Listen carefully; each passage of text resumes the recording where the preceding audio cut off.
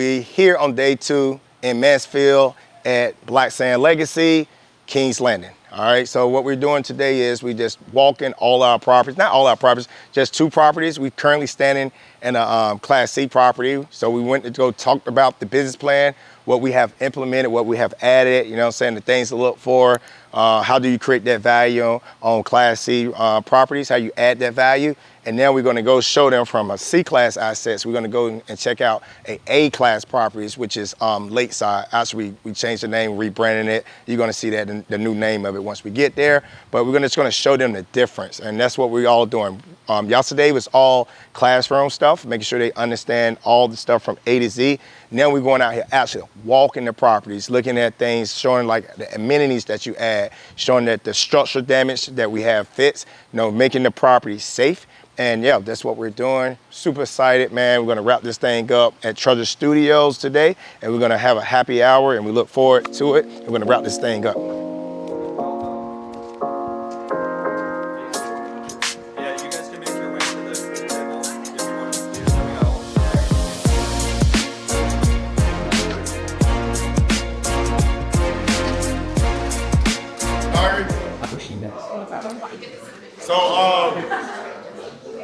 So John, hey, everybody get John a round of applause. Give him y'all something. Thank you. All right, so 152 units, Class A, built 2021. This property's name used to be Lakeside Villas. We changed the name, like John talked about, rebranded Blacksand Legacy and Midlothian Meadows. This is the brand name of this property. This property was purchased. This property came to me off market. Remember my team, I found all the deals. We got this off market. Tell you the story real quick. Seller owned thousands of units, about 10,000 units. The seller ended up selling because his portfolio started to burn. Meaning they had other things inside the portfolio that was on fire. So he said, listen, I want to sell this property to get some cash. This property is an asset that he should have never sold. In fact, this property was HUD, meaning that he financed it right. 40-year amortization, 4.02% interest rates. So that's what we assume. We assumed that he didn't have to sell this property, but he did have to sell. So when he sold this property, he only had the property for like 8 months before we purchased it. He purchased it from the developer. The developer built it in 2021. He sold it. When he sold it, he appeared to have bad property management. Bad property management, it went all the way down. Bad tenants, income started dropping. That gave me my target, strike price. All right? We paid $27 million for this asset. All right? This asset came in, that's $181,000 a door. All right? There's nothing trading this type product. You can't build this type product, right? At $180,000 door. Probably be real close to doing, but not with the interest rates right now. But as far as trading, we're gonna trade this asset probably somewhere in the 240s when we sell out, right? When we sell out. So that's about $60,000, you know what I'm saying, per door. You know, again, you got your calculators, do the math. 152 times 60,000 times, that's per door, you know? That's what we looking to Ensign and sell at, all right? For our investors and things like that. So this right here is the term when we purchased. We own another property too, by the way, just around the corner called Henderson Place. 52 units, 2005 built. That's a B-class asset, right?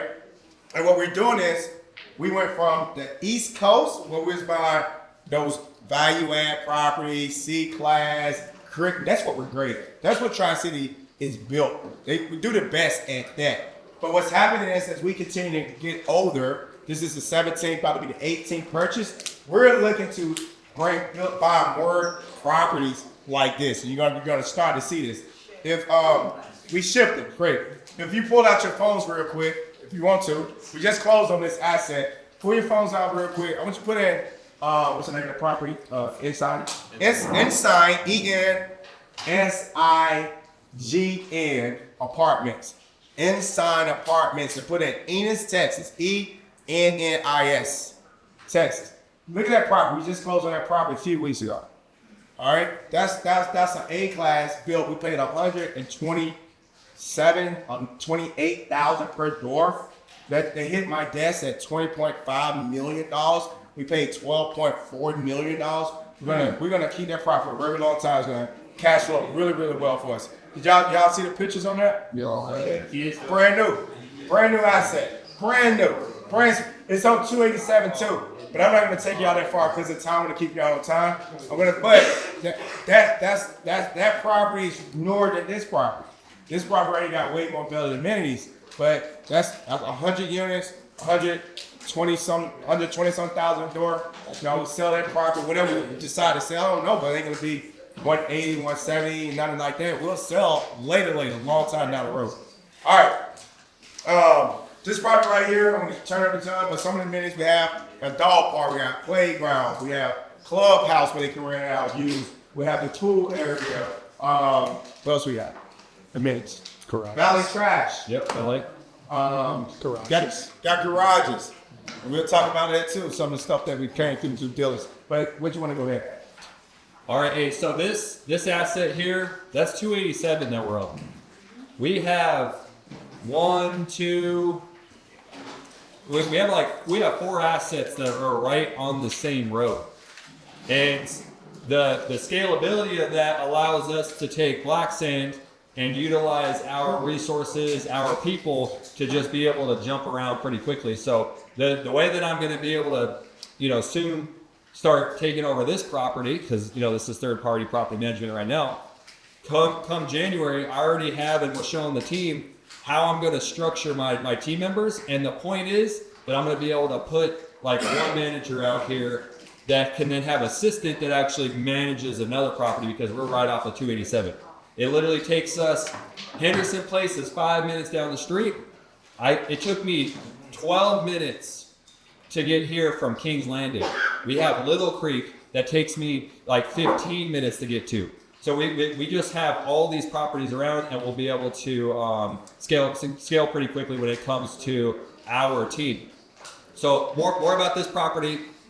This asset, we're still not out of the weeds yet.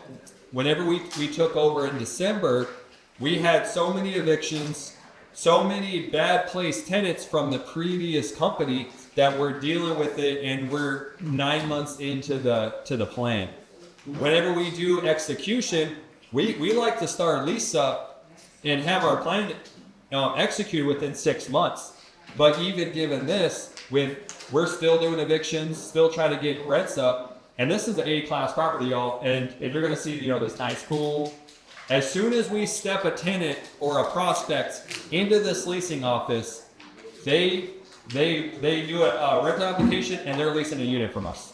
You guys just kind of see like the vibe, the smells, the feel. Is this not a place where you would step in and you'd be like, man, I'm gonna sign my name, right? Let's go. Okay. That's why whenever we're buying assets now, this is what we're looking for. We want leasing office this big. This right here, you saw King's Landing, kind of what do you call it? Bootleg? Bootleg office. Hey, that office still works. It's a C-class, we're getting the job done on it, but it's nothing like this. They didn't have to have Cavalier and We had a whole joker walking through there, man. He was walking like a camouflage. Get that thing go. Yeah, so I got 2 units for you guys to tour. Those of you, this is really important, especially out here in Texas. All these right here is new drainage. They didn't have no drainage. The only thing you see, a deep hole going all the way down, flooded. If you don't fix that, it will cause the foundation to crack. That's what happened when we had to go in there and fix it, shift it in the grounds and things like that. So we want to make sure we take care of that. So right now, we're currently in this is a 1-bedroom apartment. We have different sizes of 1 bedrooms, different sizes of 2 bedrooms, then we got 3 bedrooms. Typically units like this, especially go down to the south, the units are really, really big. All right, our 3 bedrooms, man, our countertop goes, it wraps around. It wraps around. But this right here, what y'all thoughts is for y'all saw C class to A class property. Night and day, baby. Night day. Hey, is this stage like a model? Yes, this right here is stage. So we would come in here, someone leasing, can I check out a unit? We just walk them in here, stage unit. Yes, correct. Okay. Yeah. Any other questions before I tell y'all little things? Go ahead. What's the deal with the, is it always electric in the apartments? Always electric, never gas stoves?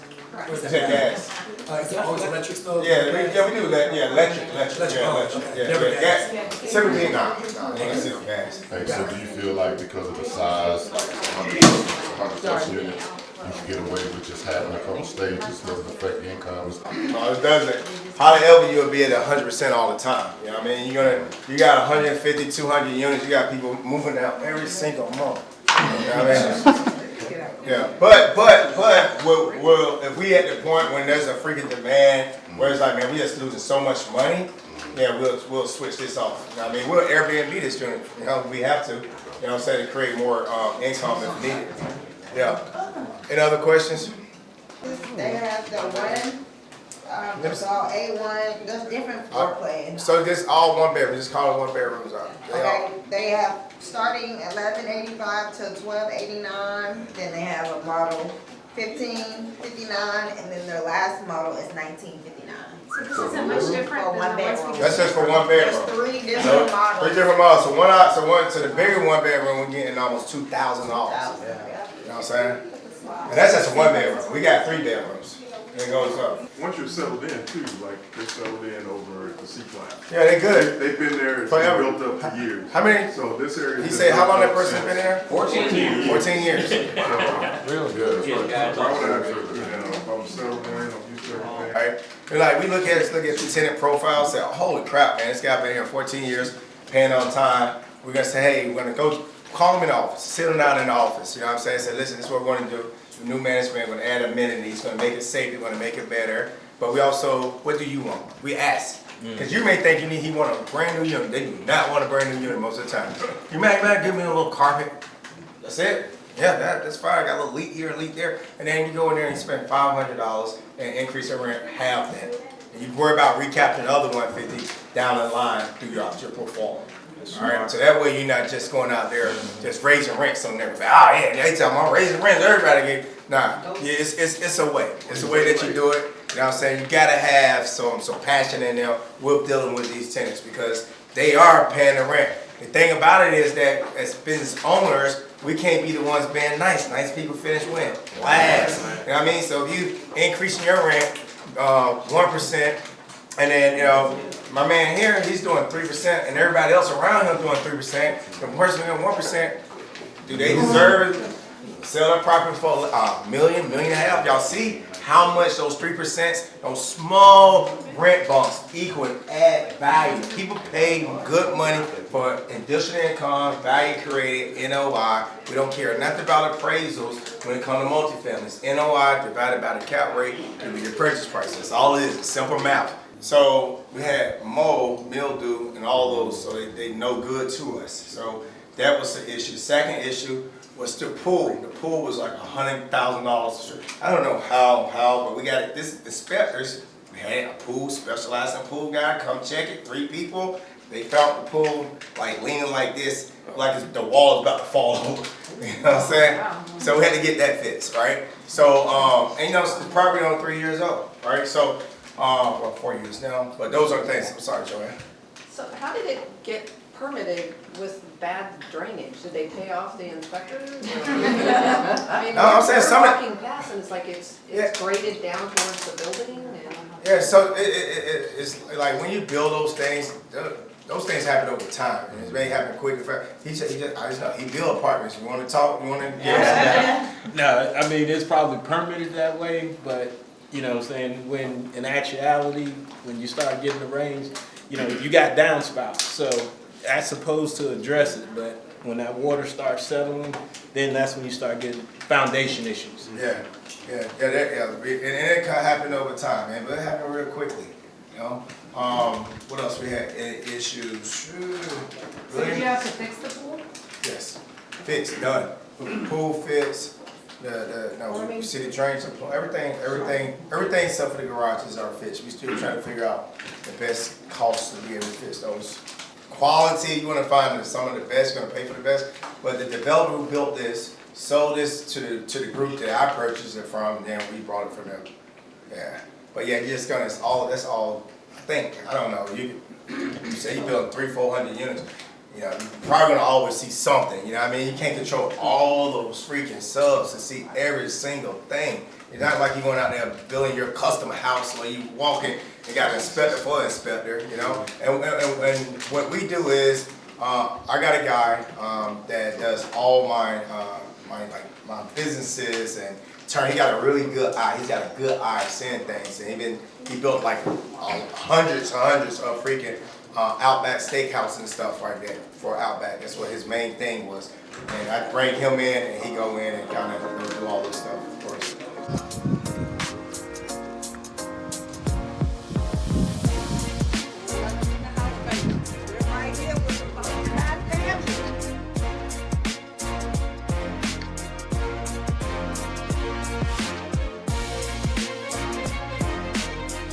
Are you looking to become a passive or active investor in multifamily real estate? Or maybe you're at the point where you ran out of cash for not having any systems and processes or the right resources in place. Investing in real estate is an excellent way to start building multiple streams of income, but it can become challenging if you fail to overlook market analysis like selecting the right location, researching the current market trends, and finding the right property management company. You don't have to have a formal education in business or real estate to reach the success you desire. You just need a proven blueprint. Hey, I'm Duran Bethea, and I've been an entrepreneur and an investor since 2003. I started investing at the age of 20 when I was active duty military as a full-time soldier, and now I've created over $100 million in business and real estate assets, and currently host Hawaii's largest yearly business and real estate conference. If you do not know where to start, or maybe your investment properties are not profitable, you're not alone. That's why I created the Business and Real Estate Blueprint, a comprehensive course with insights, practical strategies, and actionable tools that can help you build and grow a real estate portfolio. If you're ready to start building generational wealth, click here to learn more.